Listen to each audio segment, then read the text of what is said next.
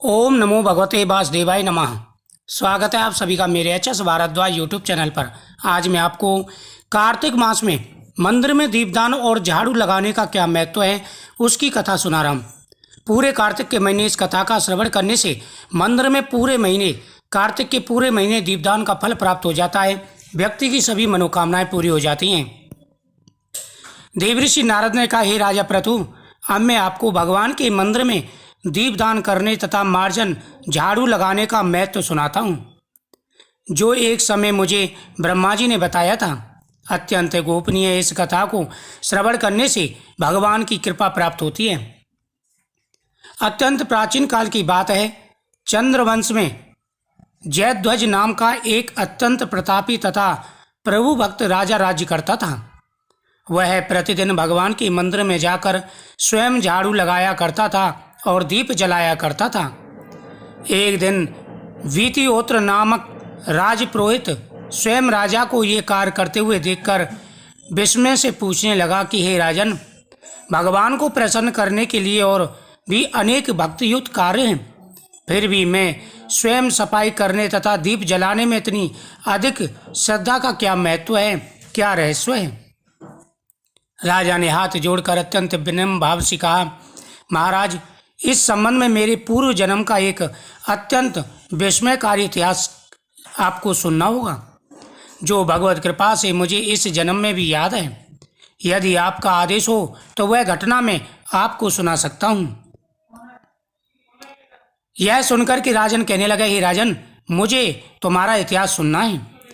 पूर्व जन्म की वह घटना सुनाते हुए राजा जयध्वज ने कहा, सतयुग में सुरोचित मनंतर में वेद वेदांग का जानने वाला एक ब्राह्मण था, जो अत्यंत विद्वान होते हुए भी दुष्कर्मों में लिप्त रहता था। उसके खोटे कर्मों के कारण उसके बंधु बांधवों ने उसका परित्याग कर दिया था। एक दिन भूख प्यास से अत्यंत दुखित हो वह घूमता फिरता नर्मदा नदी के तट पर जा पहुंचा और वहीं पर उसने अपने प्राण त्याग दिए। उसकी स्त्री भी व्यभिचारिणी थी, अतएव उसके बंधुओं ने उसे भी घर से निकाल दिया। उसी के गर्भ से अत्यंत पाप में उत्पन्न हुआ था। उस जन्म में मेरा नाम दंडकेतु था।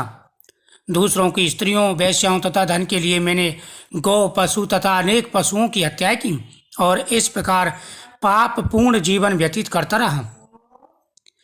एक रात्रि को किसी दूसरे की स्त्री से भोग करने की इच्छा से मैं एक सूने देवालय में गया। वहां जाकर मैंने वस्त्र से स्थान साफ किया और दीपक जलाया। उस सूने मंदिर में दीपक जलता देखकर ग्राम रक्षक वहां आए और मुझे चोर या डाकू समझकर उन्होंने लाठियों से मुझ पर इतने प्रहार किए कि मेरी वहीं पर मृत्यु हो गई। प्राण निकलते ही भगवान के दूत वहां आए और मुझे सुंदर विमान में बैठा कर ले गए। कार्तिक के महीने में भगवान के मंदिर में झाड़ू लगाने तथा दीप जलाने से मुझे इतना फल मिला, कई कल्प तक स्वर्ग में सुख भोग कर अब मैंने चंद्रवंश में जन्म लिया है। यदि श्रद्धा और भक्ति पूर्वक यही क्रिया कार्तिक के पूरे महीने में की जाए, उसके पुण्य का तो कहना ही क्या, उसका वर्णन ब्रह्मा जी भी नहीं कर सकते। एक अन्य कथा सुनाते हुए नारद जी ने कहा, हे राजा प्रतु, अब दूसरे के दीप जलाने का महत्व सुनो। मनुवंश के प्रतापी राजा रेवत के पुत्र भद्रबुद्धि के पुत्र का नाम सुदर्शन था। नाम के अनुरूप ही सुदर्शन अत्यंत सुंदर और पराक्रमी था। भद्रबुद्धि की राजधानी नर्मदा के तट के समीप महेंद्र पर्वत पर थी। एक बार शिकार खेलने के लिए सुदर्शन अपने साथियों के साथ वन में गया। घूमते फिरते हुए उसने आदि के उस पार एक सुंदर कन्या को देखा, तो साथियों को वही छोड़कर घोड़े पर सवार होकर तत्काल नदी के पार जा पहुंचा। वहां उस रूपवती कन्या को देखकर सुदर्शन उस पर मोहित हो गया।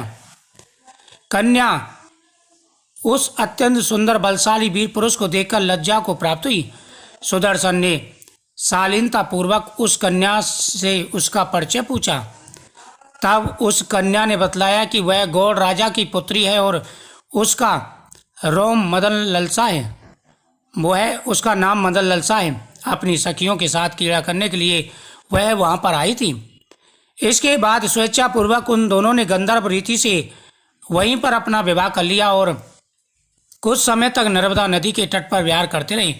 फिर अपने घर पर आकर वे दोनों आनंद पूर्वक रहने लगे। कुछ समय बाद राजा भद्रबुद्धि अपनी पुत्र सुदर्शन को राज्य सौंपकर स्वयं वन में चले गई। राजा बनने के बाद सुदर्शन बड़ी कुशलता पूर्वक राजकाज चलाने लगा। रानी मदन लालसा सदा अपने पति को विष्णु भगवान की पूजा आराधना करने का उपदेश करती थी। इस प्रकार वे दोनों ही भगवान के अनन्य भक्त बन गए। राजा सुदर्शन ने रानी की प्रेरणा से भगवान का एक स्वर्ण मंदिर बनवाया। दोनों ही उसमें प्रतिदिन भगवान का पूजन तथा कार्तिक मास में दीपदान किया करते थे। एक दिन रानी मंदिर में दीप जला रही थी कि उसी समय राजा ने बुलाया, परंतु दीप जलाकर आने में रानी को देर हो गई। इस पर राजा सुदर्शन ने क्रोध वश में आकर रानी से कहा, तुम तो कहती थी कि पति ही स्त्री का देवता होता है, फिर दीपदान में इतनी देर लगाकर तुमने मेरा अनादर क्यों किया? यदि देर का कोई गुप्त कारण हो सो कहो। तब सती साध्वी मदन लालसा अत्यंत स्नेहपूर्वक युक्त वचनों में बोली कि हे महाराज, मैं दीपदान का महत्व आपको बताती हूँ, अब आप ध्यानपूर्वक मेरे वचनों को सुनो। पिछले जन्म की कहानी सुनाते हुए रानी अपने पिछले जन्म में एक चुईया थी। गोदावरी के तट पर एक मंदिर में रहती थी। एक दिन रात्रि को भगवान के सामने जलती हुई दीपक बत्ती छोटी होने के कारण मुझसे बुझने लगी। मैंने घी खाने के लोभ से बत्ती मुंह से पकड़कर उठाया। मेरे ऐसा करने से दीपक की लौ तेज हो गई, परंतु साथ मेरा मुंह भी जल गया। इससे मेरी मृत्यु हो गई, क्योंकि रात के समय भगवान का दीपक प्रज्वलित करते हुए मेरी मृत्यु हुई थी। इस कारण मैंने एक ऐसा सुंदर रूप पाया और उसकी प्रताप से आपकी रानी बनी। यदि कोई श्रद्धा पूर्वक भगवान के सामने दीपदान करता है तो उनकी महिमा को कौन कह सकता है। कार्तिक मास में दीपदान का बड़ा महत्व है। जो व्यक्ति श्रद्धा पूर्वक भगवान के सामने दीपदान करते हैं उनके महत्व को कोई नहीं कह सकता। कार्तिक के महीने में प्रतिदिन दीपदान करना चाहिए। हे महाराज, जब वह बत्ती बिल्कुल बुझने वाली थी, मैंने घी खाने के लोभ से सिर्फ उसे उठाया था, हटाना चाहती थी। जैसे ही मैंने उसे उठाया वो तेज हो गई और मेरा मुंह जल गया, मेरी मृत्यु हो गई।